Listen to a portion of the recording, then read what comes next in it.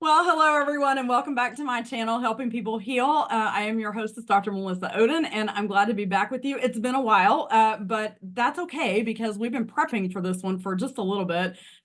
You'll see that Dr. Jeff Hatala is back with me today. We're going to be talking about some men's health issues, but first thing I want to do is recognize that February is Heart Health Awareness Month for women. Go Red for Women, which is why I'm in this red get up. And listen, I always tell people when I have my red lipstick on, I mean business. So anybody who knows anything at all about the platform my business is on is all based on women's health. And this, heart health is one of the most important factors in a woman's health outcome. In fact, it is the #1 killer of women. And so that's the reason that I have created my online course, Women in Stress, Reclaiming Your Life, which I will be re-releasing here very shortly. But anyway, that's why I'm in this red. But I just want to give a shout out to that. Wear red every Friday in February, which is what we do for Go Red for Women. So it's Friday, we're wearing red. And Dr. Hatala, you've got a form of red on. Does So maroon count? Does maroon count? yes, well, it's in the red family, so I guess we're good Okay. there. Okay. Okay. So anyway, I'm glad to have you back because we had a phenomenal discussion the last time we were together. So will you do me a favor, please, and just remind, oh, by the way, if you are not a subscriber of this channel, for those of you out there in YouTube land, hit the bell, hit subscribe, ring the bell, do all the things. I guess you could hit the bell. That'd be fine too. And join us on this channel as we kind of make our way through some of these health issues that both men and women face. So anyway, tell us who you are again and anything else that you want to say, your research agenda, all of that stuff. And then we are going to get into the topics of social isolation and loneliness. So nobody tune out. It's going to be good. I promise. Fingers It's going to be crossed. good. Fingers It's crossed. going to be So, good. so I'm Dr. Jeff Hatala. I'm with West Texas A&M University at the Rellis campus in Bryan, Texas. I run the undergraduate degree in health sciences here. Um, I've been here for the last 2 years, working with a lot of the Texas A&M system schools to grow the Rellis campus. Um, my research has been in the space of obesity and obesity prevention for a long time. My doctorate's in public health, and uh, as I've navigated through that research line, I guess, if you will, about obesity and obesity prevention, it's brought me to a point where I'm trying to understand more of obesity prevention work and what's done in that and what's working and what's not. And what I'm finding in my upcoming paper, so Oh, um, uh, is that there's one of the biggest factors mentioned in that is the presence of social support, and that works mhm. in different forms in different interventions. So that whole idea has become very important to me, not just in terms of obesity prevention, but in terms of health and wellness Yes. and um, uh, just in general. And what does it look like, in terms of um, other disease and disease prevention, but also just in terms of life. And that kind of brought me to think about that more as a man, being a man, that it's like, well, wow, this is a really big deal that Yeah. we haven't paid a lot of attention to um for a myriad of reasons over the last long haul. So Yeah. um Well, and I'm that's happy. part of the reason why I'm happy that you're here again, because I'm clearly not a man. And so it's hard for me to speak to these issues, not walking in your shoes. And so it's nice to be able to collaborate with someone who does know what he's talking about. And so, so we're going to be delving into this issue. Now, look, as a coach, I always tell people that I talk to, we were not created to live in isolation. We were 100% created to live in community. And even the most introverted of introverts during that period in 2020, which shall not be named, were saying, I'm done with this. Like, I really need to talk to some people. Like, I need to be with people. And so that just, I really think highlights our innate need that was put in us to be in community. And there are a lot of reasons for that. As extroverted as I appear to be, I do actually enjoy some downtime, some quiet time. And I try to have that every single night, even just before I go to bed and my nighttime routine and things like that. That's a whole different topic. And that's important. It's just like your phone, right? Or your computer. Sometimes you just need to shut it down, unplug it, leave it unplugged for 10 seconds and plug it back in so that things work a little bit better. But in terms of living your life in community, we're finding in the literature that this is very important. It sounds like you're about to contribute to that literature in a great way. So we talked about offline. Yes, right. We talked about offline, the difference between social isolation and loneliness. So can really quickly you just define what we're talking about here before we kind of get into the meat and potatoes of this? So the short version of that answer is that social I so mm, Yes. social thank you. Social I'm not the only oh, one that's that does so that. hard. That's so hard to say. Yeah. Social is That would be social isolation. that Got what you said is often a choice. it. And loneliness is the feeling that results from lack of connectedness. And So loneliness and being alone and being lonely are two different things also. So let's just, yeah, yes. you can So be alone and not be lonely, mhm. You but can you can be in a crowd of people and be oh yeah, completely, absolutely.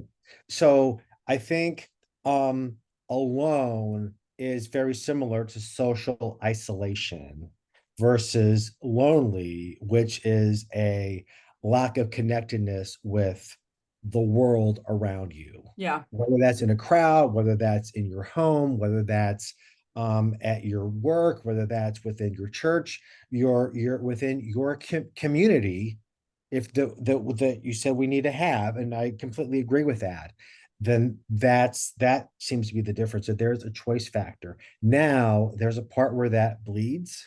mm-hmm. You feel you can choose to socially isolate, and doing that for too long, and like the time period in our era that we're not talking That we're about, not talking about. Yes. which strongly led to that. Yes. People Yes. were And it like, made it I worse. can't, yes, you can't take this anymore. In fact, so when we look at health outcomes around loneliness and social isolation, Golf clap. Golf clap. I can't believe we're recording this. So It's is okay. We're real people, y'all. We are real people. It we are happens. oh my gosh. You too can be a Yeah. college professor. I've done it too. Okay. Regroup. Okay, Yeah. but the things that are linked with the health outcomes that are linked with loneliness and social isolation. Yes. Yes. And that's true. Right, And that's right. true. So those things are greater incidence of heart attacks, strokes, susceptibility to viruses, Mm-hmm. cellular aging, more rapid cognitive decline for the Yes. elderly, even slower wound healing, um, increased incidence of Alzheimer's, type 2 diabetes, suicide, and Mm-hmm. even increased death from all causes. And so during that time period, which we will not speak, Mm-hmm. those rates doubled. Mm-hmm.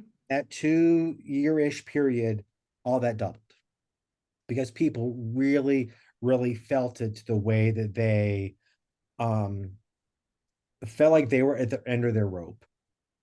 Where I don't know that you need to be at the end of your rope to feel that and feel and get those outcomes that we don't want people to have. Yeah.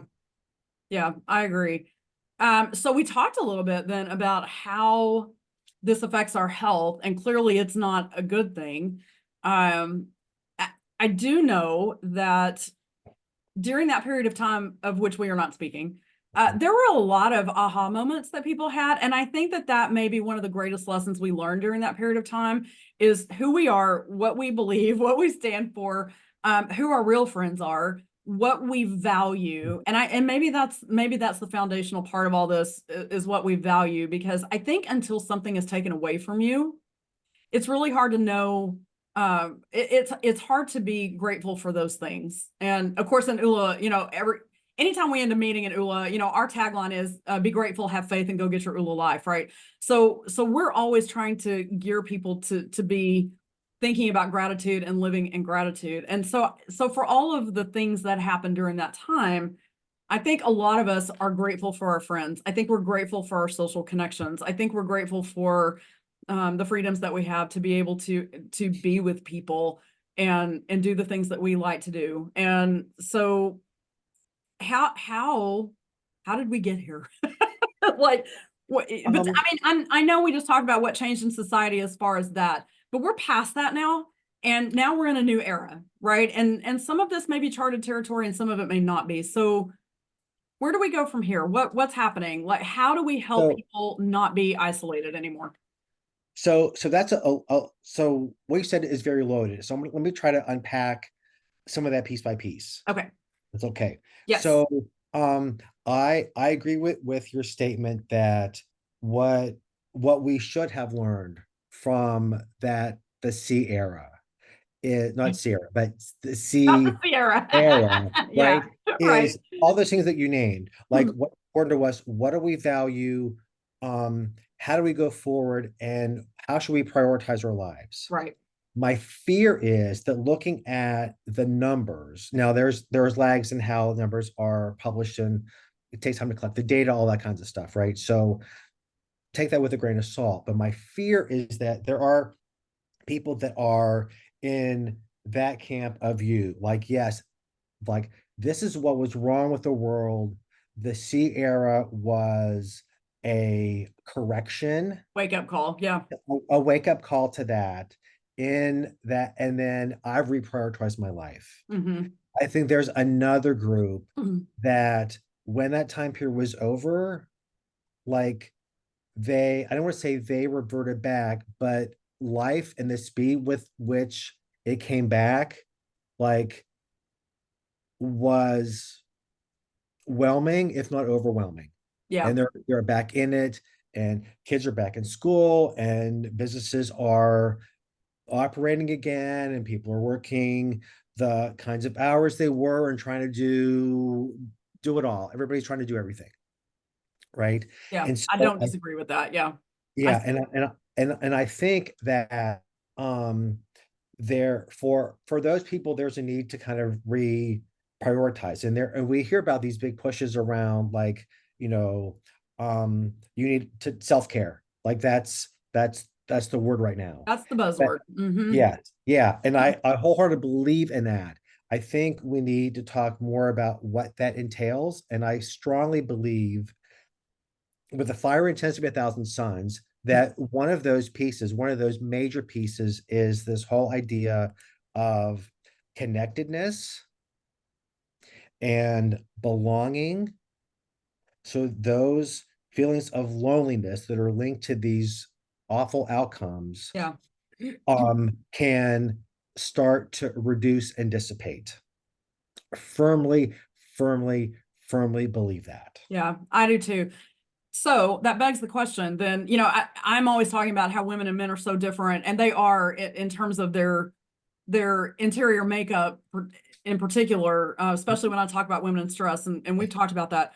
But in terms of men, let's talk about what that does for them, because I can tell you what it has done for me. And there are sometimes even here where I'm like, you know what, I got to get out of here for a while because I've been by myself for too long. I work from home, all that. So I have to be real intentional on getting out, even beyond the time that I go to church, and that's already scheduled, and the time that my, Mhm, my parents and I mhm, get together every week, mhm. all of that. So, so in terms of men, let's kind of get this down to the male issue. What is it doing to them, and how can we fix it? Are those two broad enough questions for you? Well, if I definitively knew the answer to those, I would probably be a very, very um famous, well-known, Nobel Peace Prize wealthy, winning right? retired Yeah, professor. like it's the $1 million question, right? Yeah. And even so with today's economy, it's maybe the billion. I don't really know. But it's such a hard thing. And I don't want to say like, and none of this what I say, I don't ever want to say that to be pro man or look at these issues somehow negates the importance of women and what it is to be a woman and the struggles that come with being a woman. You know, there are things that I will never be able to experience a woman experiences and vice versa. Right. Like, Exactly. right. So you will never know what it's like to have prostate cancer. Right. And I will never know what it's like to have endometriosis or well, breast cancer is, yeah, even Yeah. possible. Like, you know, vaginal cancer, like I have no idea. Right. No idea what it's like to have a hysterectomy, like none. And so um I just want to be real intentional about that. Like I don't, it's not a leveling thing. It's Right. just comparison of differences. Well, And and I got the women's side today. got it. We are You got focused this. on, You got yeah, we're this. focused on the men. So I hope So my yeah, viewers are clear about that. We are you, not, you we're know, just focused on the men today. and I'm suddenly feeling the weight of like being like the spokesperson for all men just in this moment. But I think that it's really hard for men to um form friendships Hmm. based on the way that we are um socialized. Hmm. I don't want to say necessarily the way that we were parented, although that can definitely contribute to that. But the messages that um, we get are often um, uh, don't cry, be a man, Hmm. man up, pull yourself up by your Big boys bootstraps, don't cry. Yeah. be stoic, all those sorts of things. And there's so when we're kids, like, and it's okay as a kindergartner to hug another kindergartner, boy or girl. Like it doesn't like it's not a thing. And at some point it tips and then it becomes not okay. Hmm. And so when but we're not necessarily told, instructed, learned learning about like necessarily why. It's just this cultural thing where it suddenly becomes not okay and becomes Right. not okay to do these things. It also becomes not okay to say certain things or show certain emotions about things. Right. And I think you know, and because biologically we seem to be more geared toward competition than women in in the socialization process. We are so competitive. We're maybe taught to be more risk taking. We're taught to um, uh, achieve and be number one. And not saying that women aren't. I think Right. we're see that more with today's kids than we have in the past. Um, but those sorts of things create this um uh bottle, Yes. like the stuff that we experience that we do, like we don't get to share because it's not, you're not being a man. Hmm. You know, from all these things like, well, we're not, you know, we're not supposed to, um, you don't dress like that, or you don't talk like that, or you don't walk like that, or you don't, or you play these sports and not these sports, or all those sorts of things. And I think it's gotten a lot more complicated. The roles of men have gotten um, muddied. I think it was much easier, say, in our parents' generation that like this you were a man, this is what you did. Hmm. You're a The provider, you did roles, the this, you did societal this, you did roles. this. And Yeah. it was like what was like that for a long period of time. And as um that we've become more diverse and willing to accept diversity for men, period, for men, this has made social roles more complex and Hmm. difficult to navigate with because there was such clarity. Yes. And I think we've been so willing to um, work with um, other populations to support them, at least from a public health perspective. I see like, there's these populations that they're underserved, there's a need, these statistics are poor, not what we would expect, all those sorts of things that we're more willing to support them. But men is just suck it Well, up. and I Like, also think that women and men interact with each other differently. And I don't mean women and men, I mean women and men and men, right? Because even in the world that I grew up in, and I grew up in the churches across in the South, right? So I mean, my whole world revolved around our faith community. And I can tell you that even in our church gatherings, you know, we would have we would all figure out how to intermingle, right? So typically what would happen is that if you had a potluck, unless something weird was just going on, you'd have the women go and sit at one table and the men go and sit at the other, and they would interact with each other over here and over here. And typically the women are the ones who would hang out more outside of those church gatherings. They would have their own group of things going on. Not to say that the men didn't. I'm just trying to say it looked different, right? And I don't know that we can say that men and women as individual groups, and I say individual groups, you know what I mean?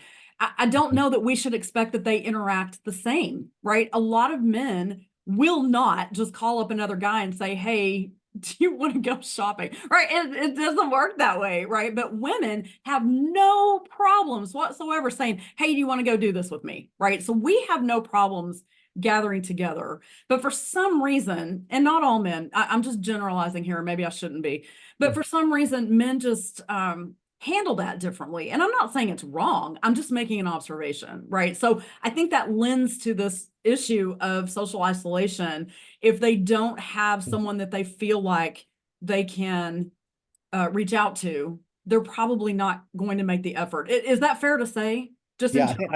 I think that is fair to say.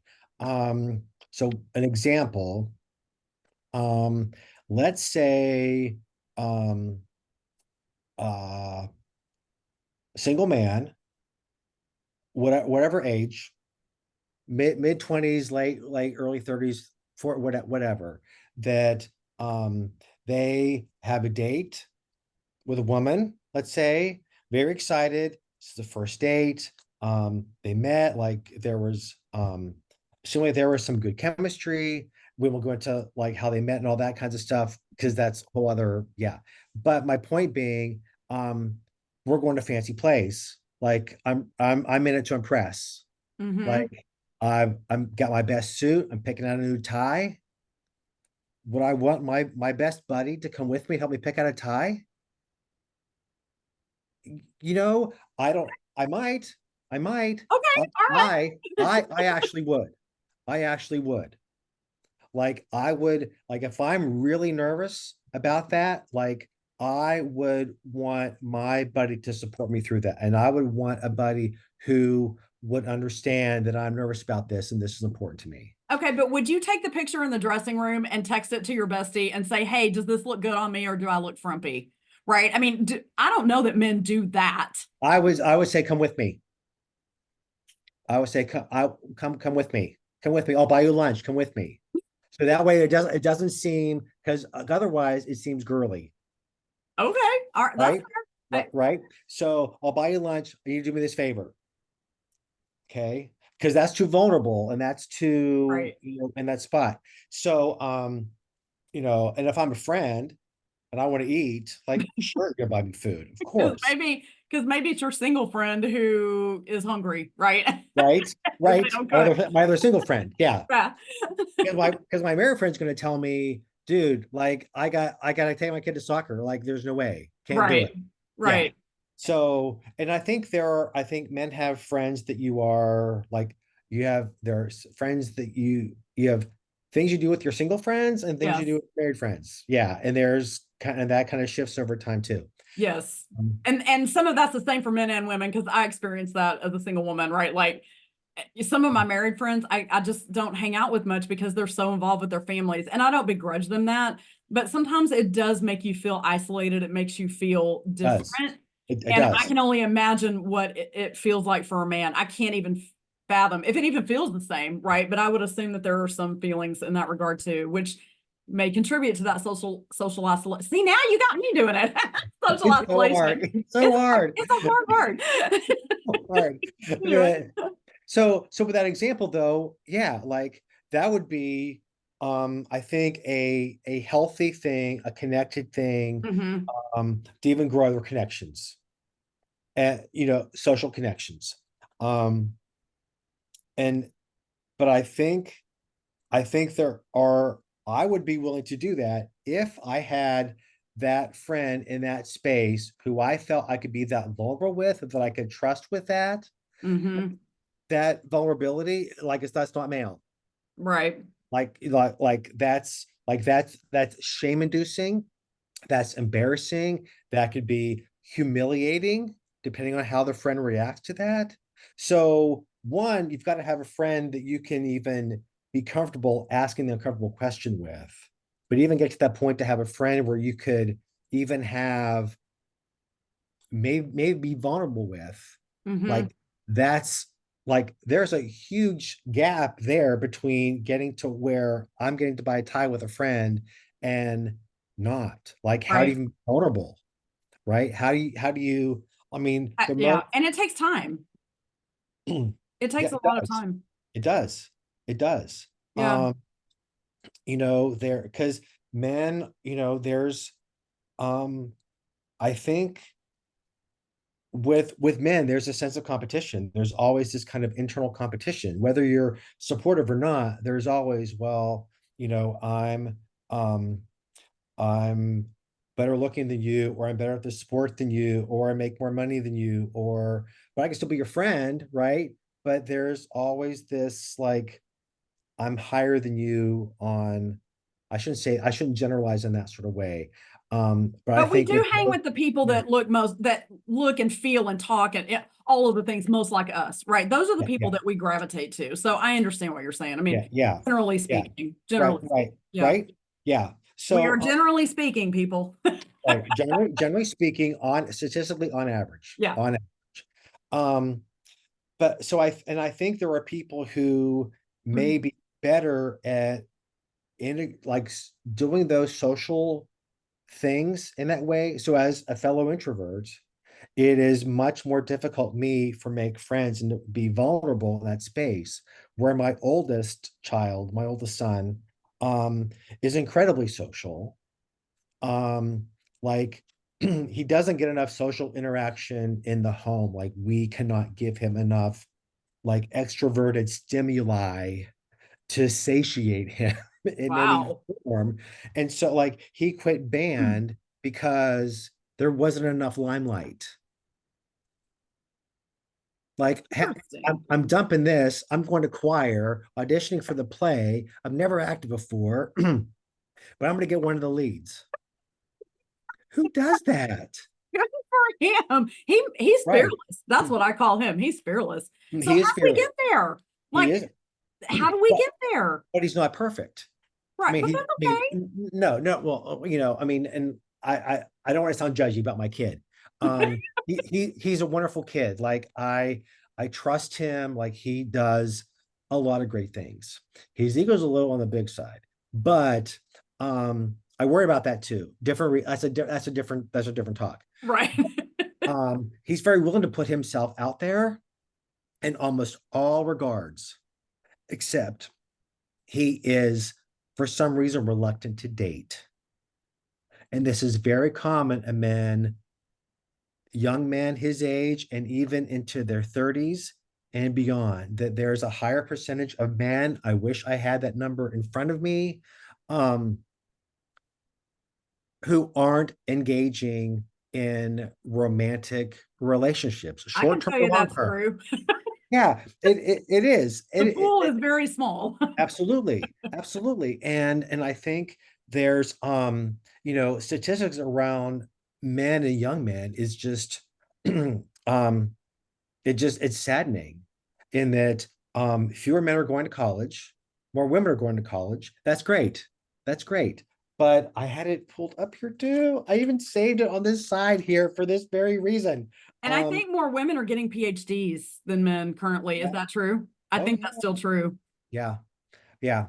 Women do better in education than men do, especially on the elementary school levels for some different reasons. So one theory is that um they're more, I don't want to say graded, that's not the right word, but they have more women teachers, and women Hmm. teachers tend to be more organized, and they appreciate and value organization in girls. The boys don't seem to have, because their brains aren't developed yet. Like they don't have those sorts of skills. Here it is. So 42% of college grads are men. Hmm. So 58% of college grads are women. Right. Okay? Girls and women are ahead of men globally in almost every advanced economy. Um, boys are doing worse in school. Um, women likely 15%, women are 50% more likely to be able to get into college than men.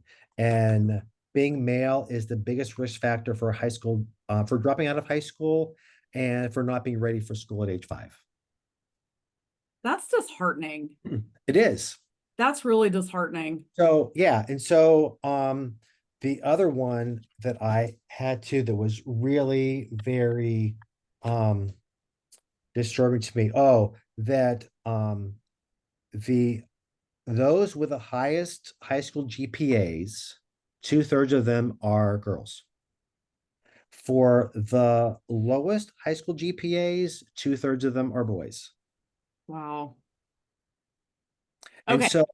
so they're not so they either can't get into college, or they're not going to college, or they give up on the idea of college because they're not smart enough. Because this seems to be, you could interpret this to some degree, hypothetically, or as a hypothesis, like they're not being successful at all. And we're not being successful at all, then how can you feel like the courage and strength to put yourself out there to try to date?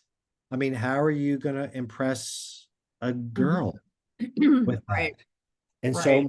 so more girls are navigating through. They're being really successful. They're getting more degrees. They're getting better jobs for all these things. And men are staying home in their parents' basements playing video games. Yeah. That is a whole different conversation that Right. maybe we can have later. But Yeah. I'm looking at the time and we are kind of running short. So here's what I want to ask. How Okay. do we fix this? It seems to me like it seems to me like this is the biggest social norming campaign that we could ever embark on, right? Because some of these things are so socially uh, integrated into our kids that it is going to take an act of Congress or larger to kind of move the needle on some of these things. So where can we start to really start normalizing social interaction, especially with young men, young boys, and even men, grown men? Well, so some of the things that I've read about recently in terms of because there was a 2023 report from the Surgeon General about the epidemic of loneliness. Mm-hmm. And kind of highlight some of these things on a societal level.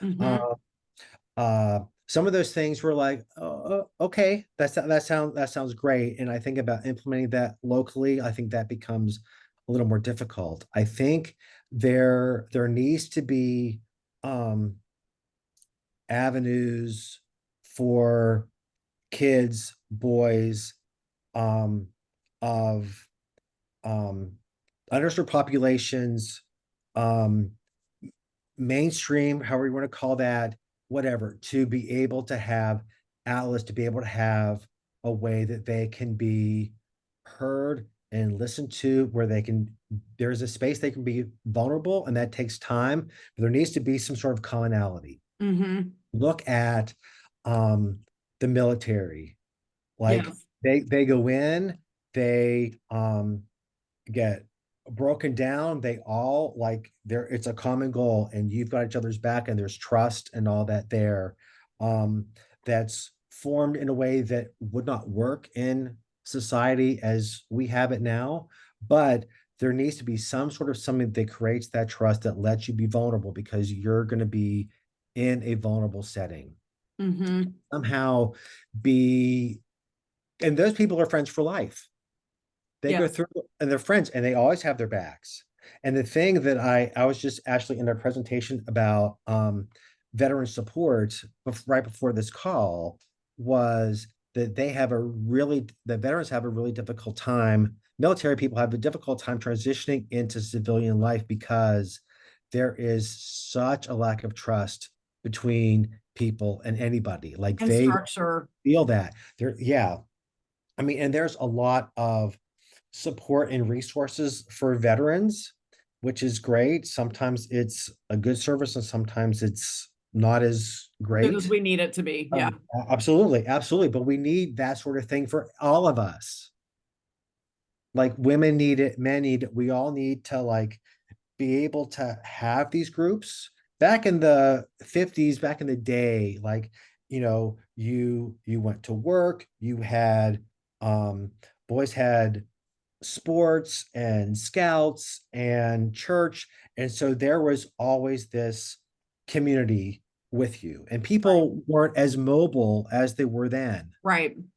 So you knew these people like for your life, like you were bound to be in a situation where, hey, let's take dad's car and go for a drive. And it's kind of risky, and you're doing this risky thing together, and you bond that way. Right. And so, but now, people move all the time. They switch jobs all the time. Like The stability is not it's there as all, much as it used to be. Yeah. yeah, it's not as strong of a network. And I think just based on um geography and proximity, it becomes more difficult to do. The social media, one of the Ugh. benefits of social media is that you can continue those relationships, but it's not the It's same. the same. Yeah. It's not the same. Yeah. It can be really good. And it can It, be helpful. yeah, Yeah. absolutely. Like I love being able to keep in touch with family and old friends. But actually I haven't been on Facebook for a year and a half now. And there are things I miss, but I also know like the negatives, like I can't be doing that. So it sucks too much out of me that I need to like use in a positive way. And in person. Right. So, Right. As yeah. much as I can, even though we're doing this, not in person. But that's okay. Well, That's hey, I'm in okay. Fort Worth. You're in Bryan College Oh, Station. yeah. I mean, Mhm. we Right, do the exactly. best But we can. right, exactly. So this has been great. And I look forward to seeing you, I hope, at the conference in May Yeah, in absolutely. person. But it's like driving those and is being able to have those connections and be able to be, I think we just need to be a little bit vulnerable and a Yeah. little bit so let me tell you a quick story. So you know, from my research, I wanted to get more into this space, and I didn't know how to do it. And so I'm poking around online, and because while I eat lunch, I'll listen to a podcast or a YouTube video or something. Wait, you get lunch? No, I eat food while I'm doing other Oh, things. okay. Yeah. Okay. Because I'm like, man, I don't even get lunch and I'm the boss. So, No, yeah, no, got to okay. have lunch. Sorry. Gotta have my 6 meals a day. Like I that's just gotta want to be happen. clear about that. Yeah. Yeah, yeah, Okay. Good yeah. for you. It's in different times, but yeah, I like Yeah. I like to do that for 15, whatever it is. Yeah. Anyway, my point being, I ran into um this video called Unmasking Masculinity. Didn't know Hmm. who this guy was. It's like, oh, this is interesting. Because I wonder how the social connectedness and the idea of masculinity are linked. Hmm. And so I thought, well, let's see what this guy has to say. And he talked about some of the things I talked about today. And so I was like, well, that's great. Like, I'd love to meet this guy. But like, he isn't like I know, like Like I looked on LinkedIn, like I have no connection to this guy. I've got nothing. There's no segue. So this is a cold call. I'm an introvert. Like I'm not a cold call kind of guy. Right. And thankfully now we've got email, but I can do that. And so I told him, listen, I listened to your thing. I really enjoyed it. These are the pieces that I really connected with. I think there's something here. This is what I'm doing in this space. I normally don't do this sort of thing. I really am not comfortable with it. But you talked about the importance of vulnerability, and that idea stuck with me. So I'm putting myself out there. I'm going to be vulnerable with you. And thank you for your time. And I heard back. You didn't? I did. Oh, you did? I did. I did. I did hear back. It was like a week or so later, but I did hear back. And That's awesome. yeah. And so And I so filmed that it. that stuff goes on in your brain, right? Like you get that pump of adrenaline, right? You get that positive reinforcement. So now Right. hopefully you're more likely to do something like that again in the future, right? Oh, yeah, I have. Yeah. I have, absolutely. Some of it has not yet paid off.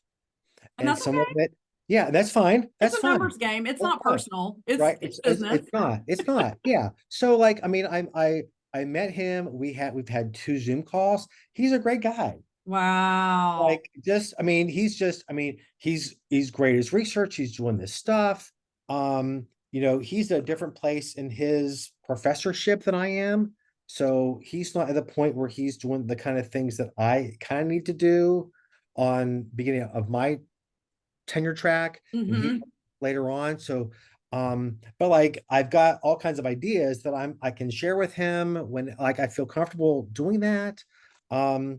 He keeps in touch when like it's nice. Um and so I've stepped out to like, oh well, let's look at these big podcast people, like these big names, and let's just see what happens. That's kind of gone belly up, but it doesn't mean that it couldn't. And through that path, though, I've heard all kinds of different things and come across different books and journals and whatnot that are kind of talking about this space. And so, once I actually start doing the research on it, like I feel um pretty good about beginning that. And I hope to have stuff to actually share with them, my content with them that helps inform some of what they're doing. So, Well, I listen, that hey, sounds phenomenal. And I certainly will be following you to see how that all works out. I do notice though, because I do know you've got other things to take care of this afternoon that we it's probably okay. need to wrap this up. So, Sorry. Sorry. no, this has been so great. I'm trying to respect your time too. So, any last words that you want to share with men who may be watching, who are maybe struggling with maybe doing some of the things that you've just described, reaching out to someone, really making that connection with another guy, another whoever. What words of advice would you have for them? So if you are feeling um lonely, then I would do something very small that allows you to like not make like a lifelong connection, but to have that beginning. Talk Mm-hmm. to someone at a grocery store. Anyone, talk to anyone, have a conversation in a grocery store. I asked a question to the gas station attendant at the Kroger gas station by my house. And she was so full of love and light and appreciation. Just because I just said, like, hey, you are such a friendly person. Like you're nice to everybody who comes into your store. She's like, thank you. I try really hard. Like it's really important because the world is a really dark place. Just ask a question. Just ask a question and see what happens. And Mm-hmm. you'll I think you'll be surprised. And it's really like that made my day. I That bet. with her made my day every time. And I try to do that every chance I get. I try to get out of my head and into um the present and just interact with my grocery store checker, with someone who's picking out bananas in the grocery store, looking at comparing protein bars. I don't care. I'm not into that for making like a lifelong connection, but if something great happens from it, then it's just gonna make you feel good. Yeah. So just do that. And then as you do that, like more things are gonna happen. And I hope, it's my hope that our society as a whole can just be a little bit more vulnerable, let go of the shame that can be associated with that, take a risk, just know they won't always pay off, but when they do, it's gonna be great. Yeah, I totally agree with you. I totally agree with you. Dr. Jeff Hatala, thank you so much for joining us today. Hopefully we'll be able to continue this discussion somewhere down the road. But I will say to my viewers that if you are looking for a community to join that is just the best community on the planet, I've always said our ULA community is phenomenal. And if you want more information about that, either email me at melissa@drmelissaoden.com, or you can just put your information in the comments and I will reach out to you about that. But you will not find a more loving community, honestly, than our ULA community, and it is growing. So we're super happy about that. So And until just to emphasize that you're one of the best people I've ever met. So oh, what well, she thank you. says, you should do.